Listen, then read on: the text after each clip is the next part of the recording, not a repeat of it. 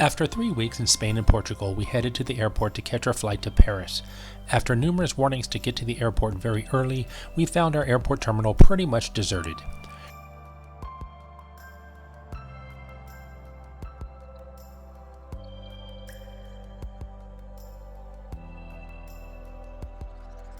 We arrived in Paris after a short flight and checked into our Airbnb in the 17th arrondissement. We found out in Paris that Airbnbs may not always live up to their pictures, but are adequate.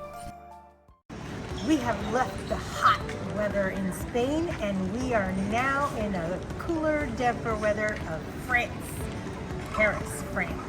Come wander with us.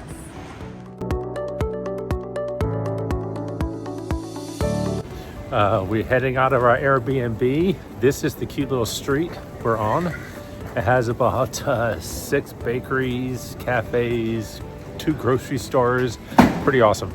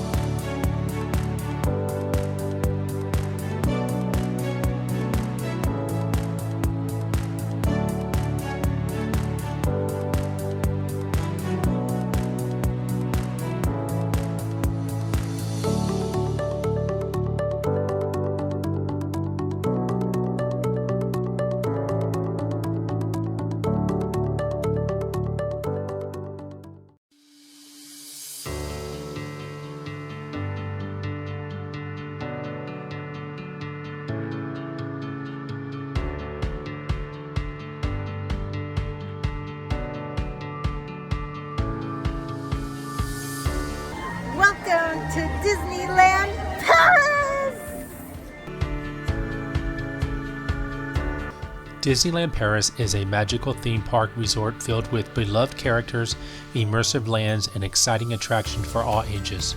It's located in Loire Valley, and it typically takes about 35 to 45 minutes to reach from central Paris using the RER A train.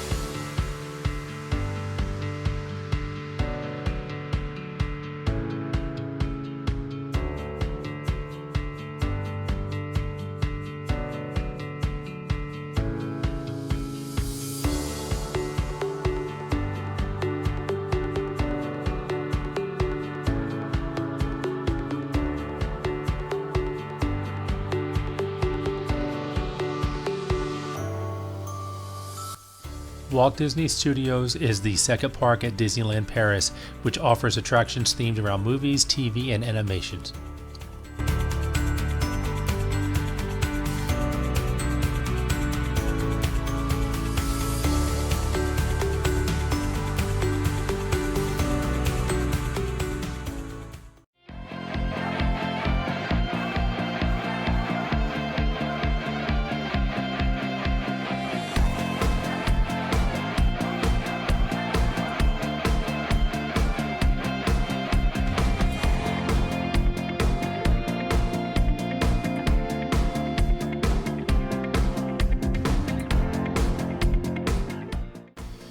Today, we wandered around Paris, taking in some of its famous sights, including the iconic Louvre and the stunning Notre Dame. We have been to Paris before, so we didn't venture inside them this time.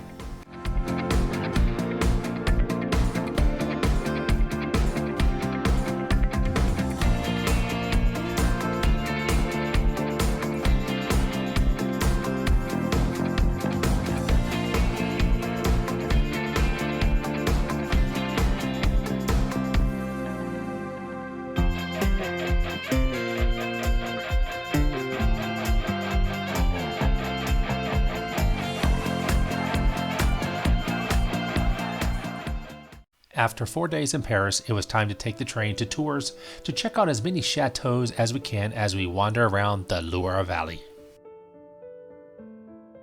Imagine yourself going into another dimension.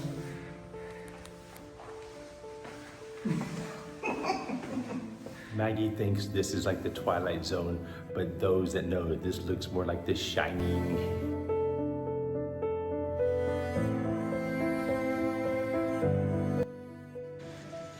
We are in Tours, the Loire Valley, and we have made it to Chateau Villandry and Gardens.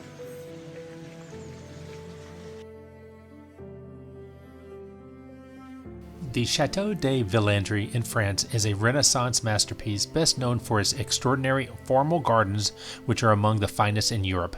The chateau itself features elegant architecture and beautifully restored interiors, but it's the terraced gardens filled with ornamental flower beds, sculpted hedges, water features, and its iconic geometric vegetable garden that make Villandry truly unforgettable.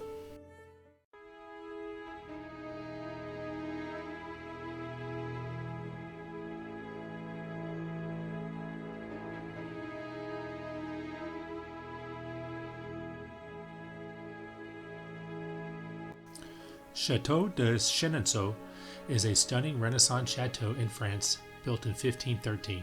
It spans gracefully across the River Cher, and is renowned for its elegant arches, beautifully preserved interiors, and exquisite formal gardens.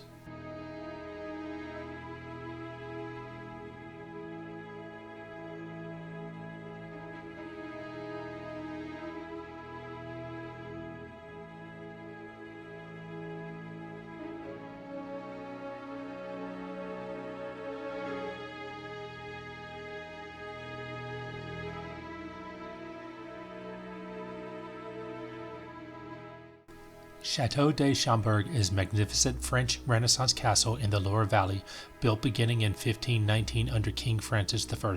Famous for its grand double helix staircase attributed to Leonardo da Vinci and elaborate rooftop towers, it stands as one of the largest and most iconic chateaus in France, and along with Chateau de Chenonceau are two of the most visited chateaus in the Loire Valley.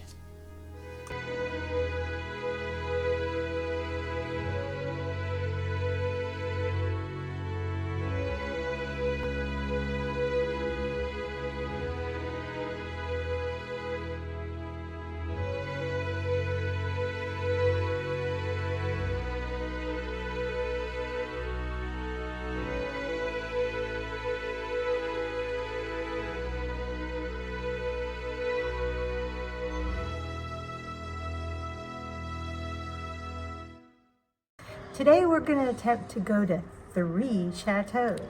This is chateau number 1, and look at how cute this little town is.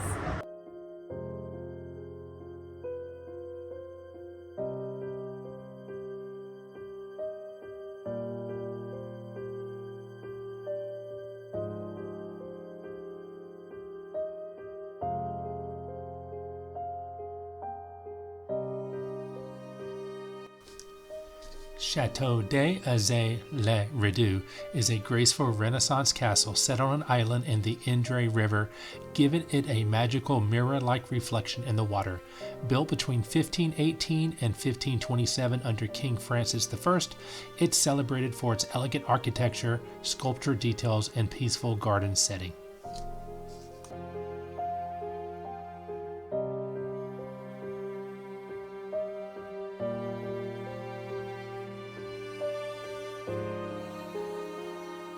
We are at Chateau de this one. I'm not even going to try to pronounce them.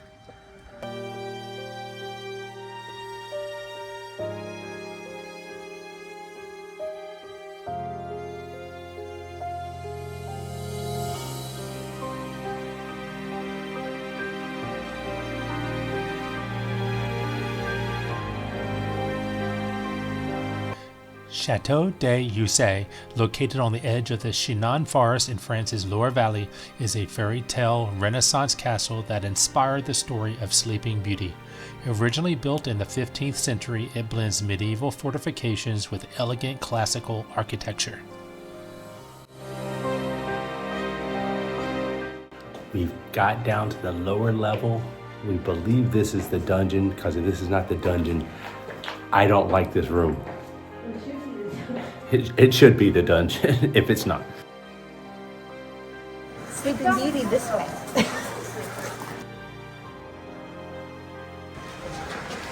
I feel like I'm in Disneyland.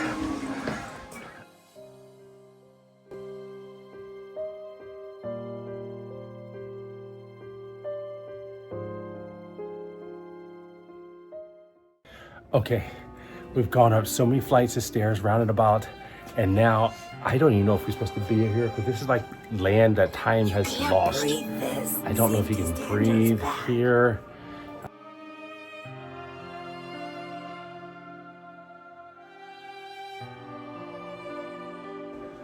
Okay, the freak show continues.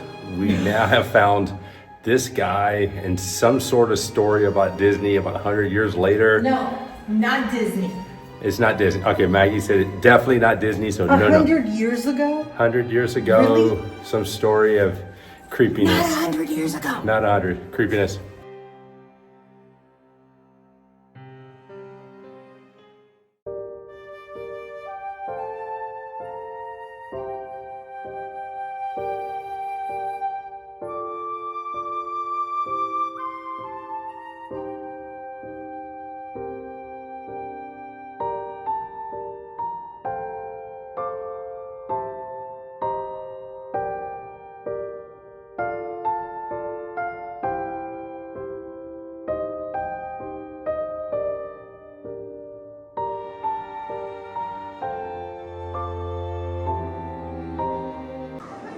We are at Chateau Langis, number 3.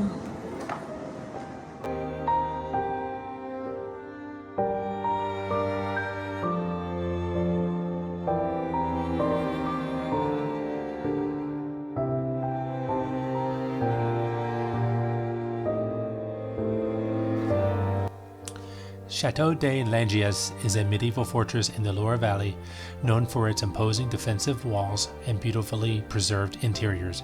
The original castle was built in the 10th century, while the current structure was reconstructed in the mid-15th century.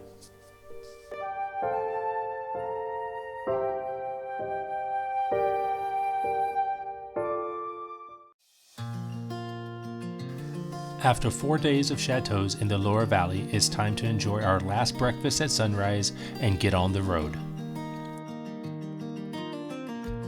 We won't miss the paved and unpaved roads throughout the Loire Valley as we set out to make our way north using the toll roads in France.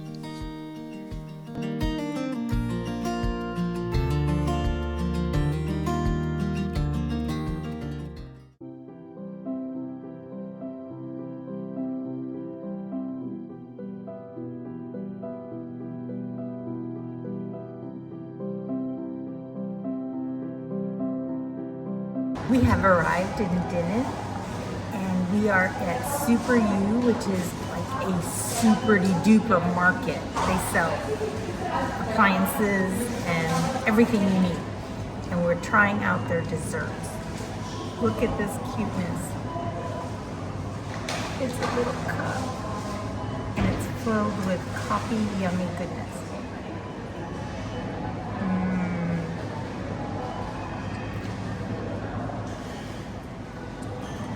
Kind of tastes like a tiramisu. It has layers inside. It's delicious.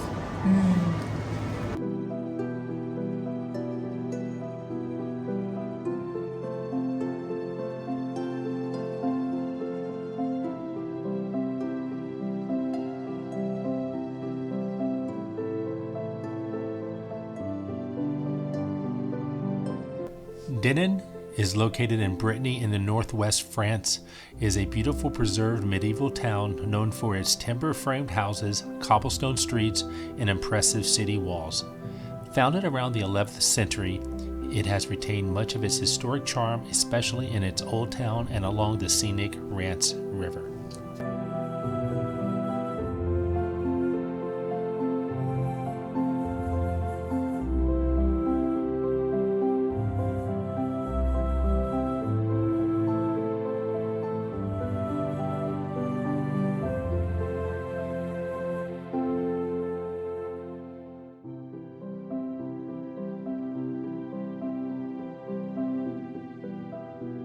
we have reached Chateau Dinan. This is an awesome little town, medieval streets. It's one of the coolest places that we've seen so far on our trip. There is a chateau, looks like a small castle, but we're not going to go inside this one.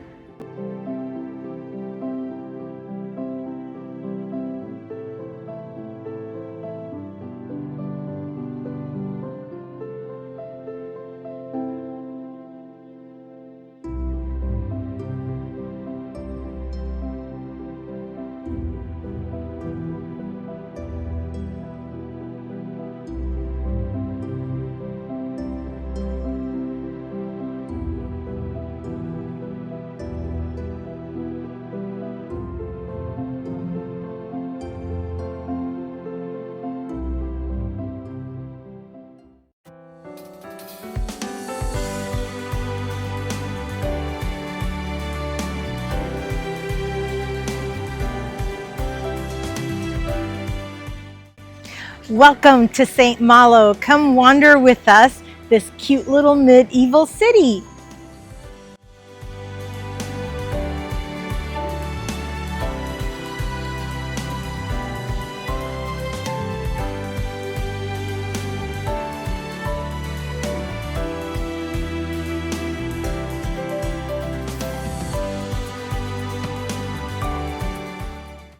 Saint-Malo is a fortified coastal city in Brittany, France, known for its impressive ramparts, sandy beaches, and rich maritime heritage.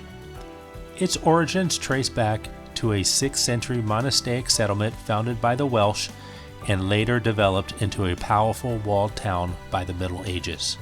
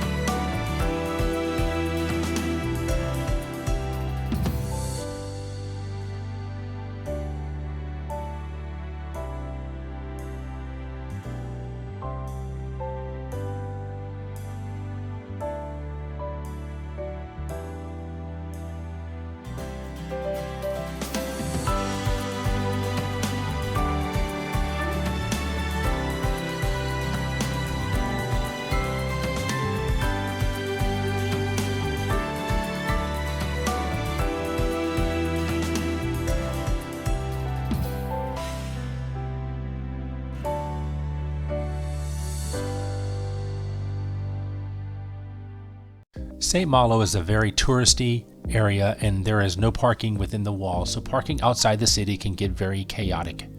The city offers a very easy park and ride for about 3 to 4 euros a day, which includes free round-trip bus fare to the entrance of the city walls. The trip takes about 10 minutes and we highly recommend it for cost and less aggravation looking for parking spots.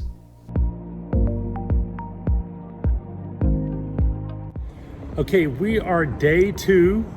Wandering around Saint-Malo in the morning here, just meandering through the streets. Is that the official sign for meandering when you do that? I don't know. It's like, what are you doing? So we're just gonna walk around and see what trouble we can get into.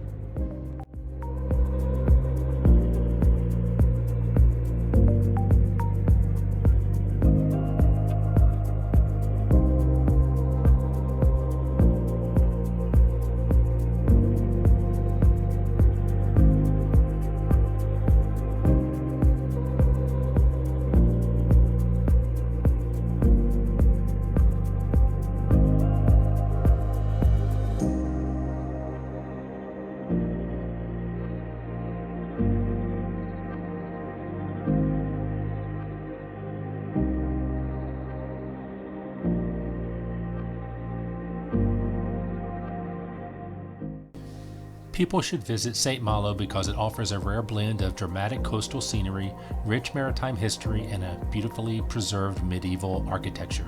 Within its mighty stone ramparts, you'll find charming cobblestone streets, fantastic seafood, and sweeping ocean views, making it one of Brittany's most unforgettable destinations that we highly recommend.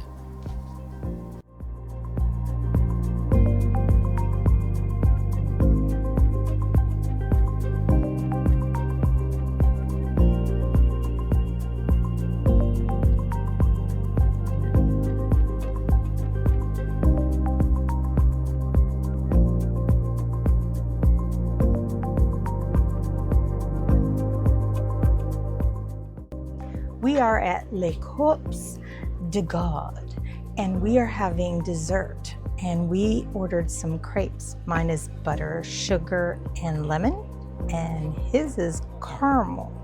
So let's give them a try.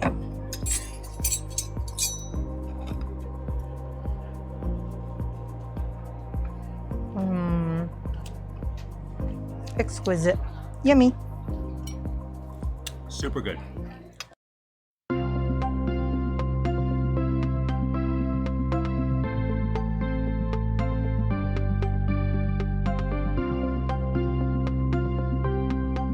We have made it to Mont Saint-Michel. Look at how majestic.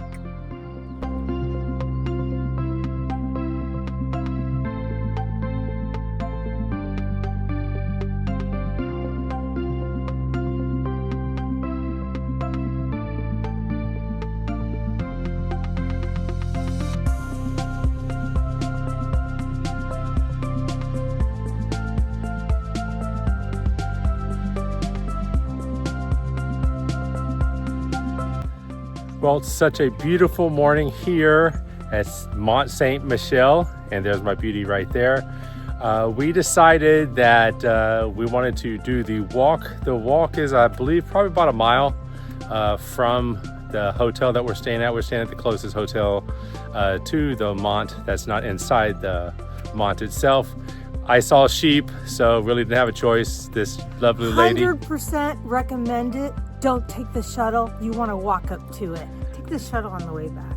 Exactly. So we got probably another 10-15 minute walk there, and then we're going to try to make it up to the Abbey, and we're going to wander the day around there.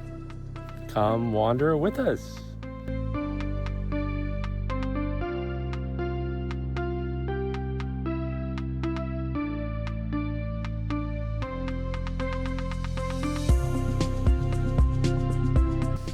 Mont Saint-Michel is a stunning island commune in Normandy crowned by a soaring medieval abbey that seems to arise magically from the sea. Surrounded by dramatic tides and fortified walls, it's one of France's most iconic and enchanting historic sites.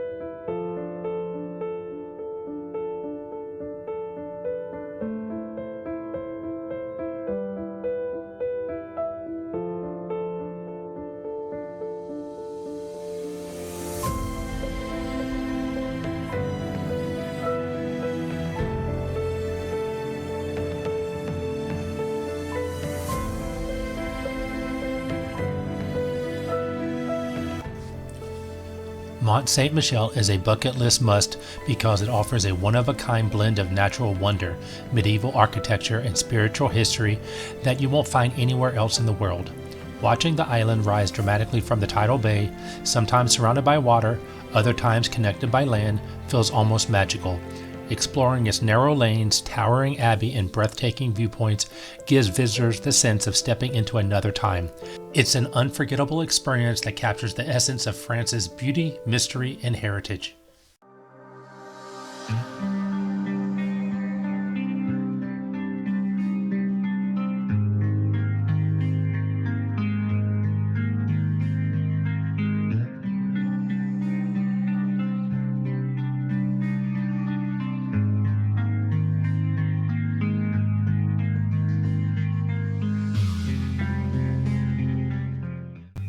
Utah Beach was one of the 5 landing zones used by Allied forces during the D-Day invasion on June 6, 1944 in World War II.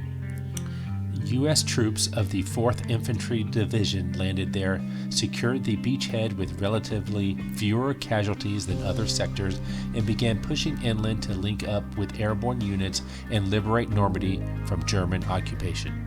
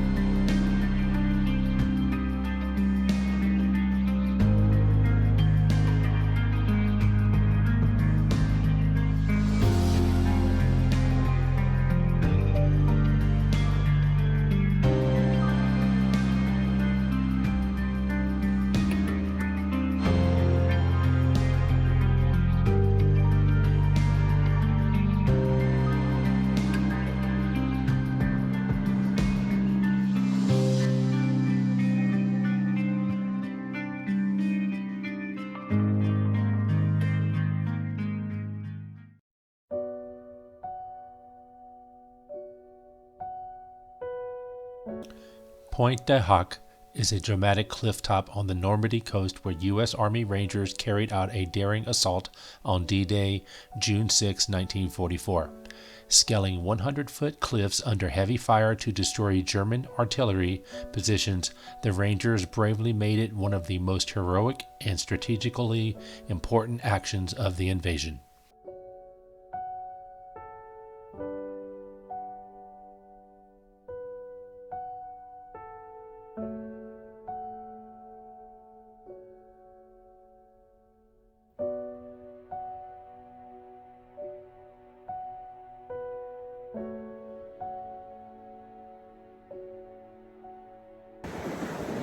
Well, we made it to Omaha Beach. It is a cold and windy day. It's just it's kind of surreal. Pretty much knowing what happened here 81 years ago. Omaha Beach was one of the primary landing sites for the Allied forces during D-Day. It saw some of the fiercest fighting of the invasion as American troops faced heavily fortified German defenses while securing a crucial foothold in Nazi-occupied Europe. Although the exact numbers are unknown, there were approximately 4,400 Allied forces deaths, including 2,500 that were Americans.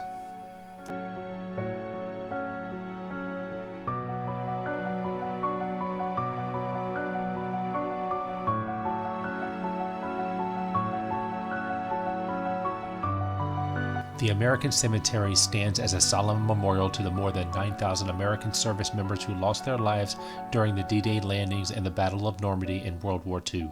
Overlooking Omaha Beach, it honors the sacrifice, courage, and pivotal role these soldiers played in liberating Europe from Nazi occupation, serving as a powerful place of reflection, remembrance, and gratitude for future generations.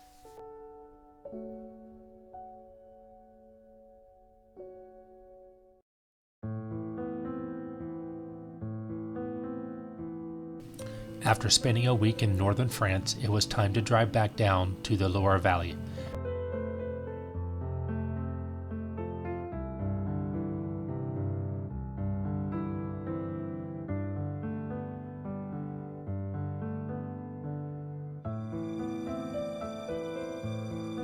Our final chateau that we will be spending the next few nights in was the Domaine de la Tourtinière, which ended up being our favorite place to stay during our trip.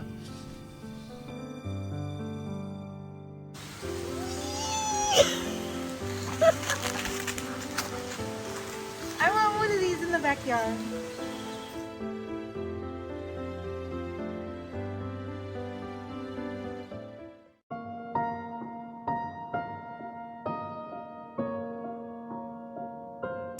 Chateau Aimois, overlooking the Loire River in central France, is a royal residence that played a major role in French history. Originally built in the 15th century, it is known for its elegant Renaissance architecture and for being the place where Leonardo da Vinci spent his final years, with his tomb located in the castle's chapel.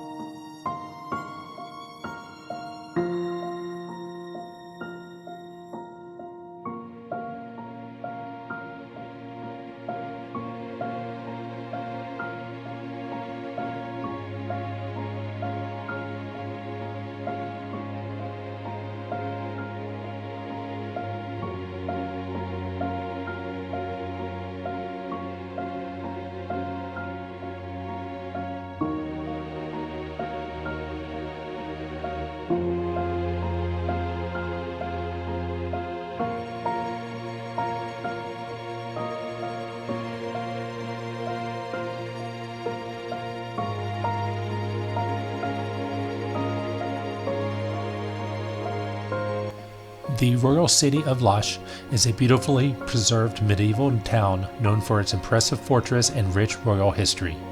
Its citadel, which includes the 9th century keep and the Renaissance royal residence, served as both a strategic stronghold and a favored retreat of French kings and queens, making it one of the most remarkable fortified sites in the region.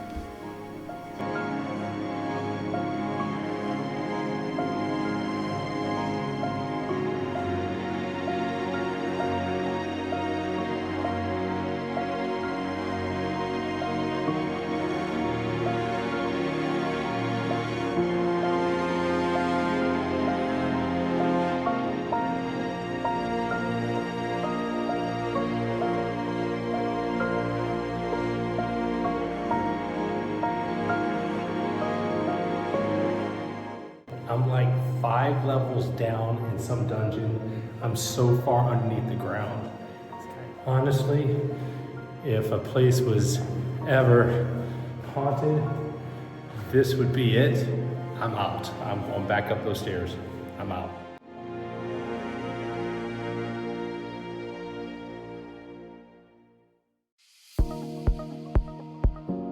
On day 16, we took the train back into Paris and we made another stop at the Arc de Triomphe.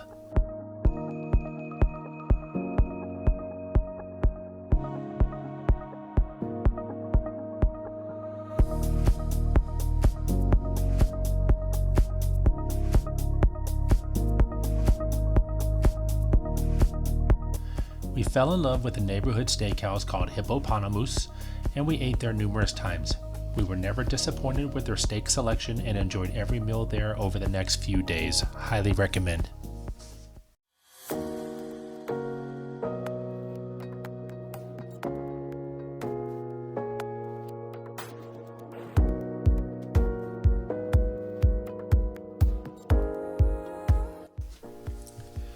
The Luxembourg Gardens is a beautiful 17th century park offering elegant tree-lined promenades, flower beds, fountains, and the stately Luxembourg Palace.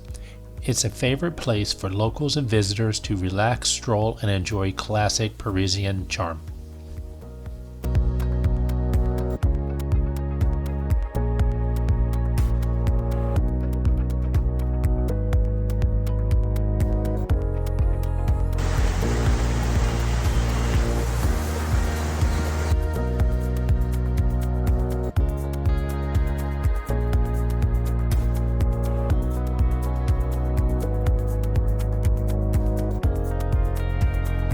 We are at A La Croix, and I'm not sure if that's correct, but we ordered 2 of their desserts. This one I believe is called Notre Dame, the apple. And this one looks like a peach, but it's a lemon raspberry inside. This is what it looks like inside. Ta-da!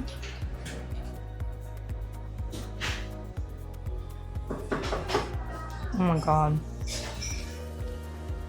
Tastes like a Granny Smith. Goodness. And this one, you would think it would be peach.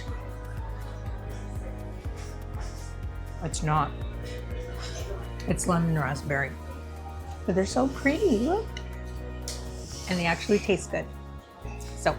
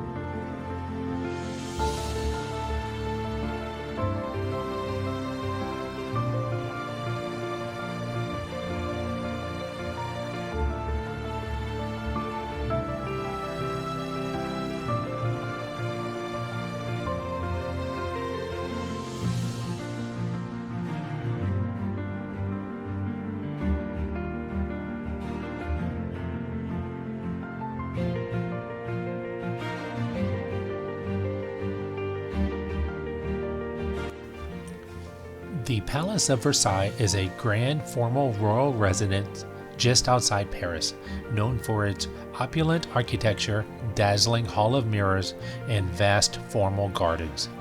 Built in the 17th century under Louis XIV, it stands as one of the most iconic symbols of French monarchy and grandeur.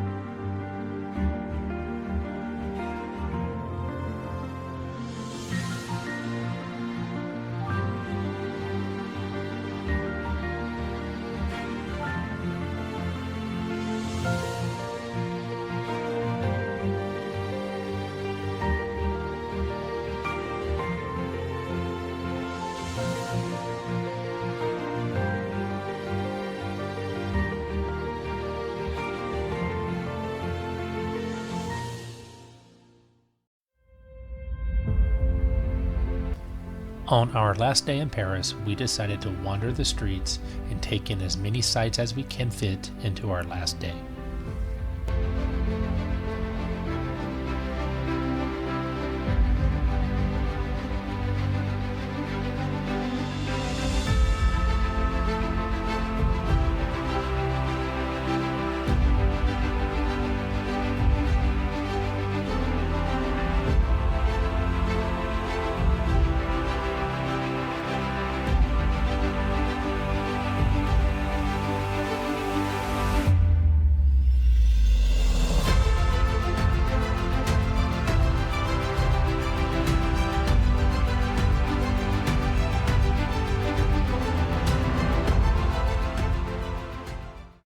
As our journey comes full circle, beginning and ending in the timeless beauty of Paris, we reflect on an adventure filled with wonder at every turn. From the magic of Disneyland Paris to the storybook chateaus of the Loire Valley, from the windswept ramparts of Saint-Malo to our finally crossing off Mont Saint-Michel off our bucket list, each stop left us an imprint on our hearts. Standing on the Normandy beaches and honoring the memorials reminded us of the profound history held within this land. We savored every charming town, every grand city, and every unforgettable bite of French cuisine, but the greatest gift of all was experiencing it together. Thank you to everyone who watches, likes, and shares our videos. Your support means the world to us. We hope our travels inspire you to get out, explore, and continue to wander wherever your heart leads. Safe travels and keep wandering.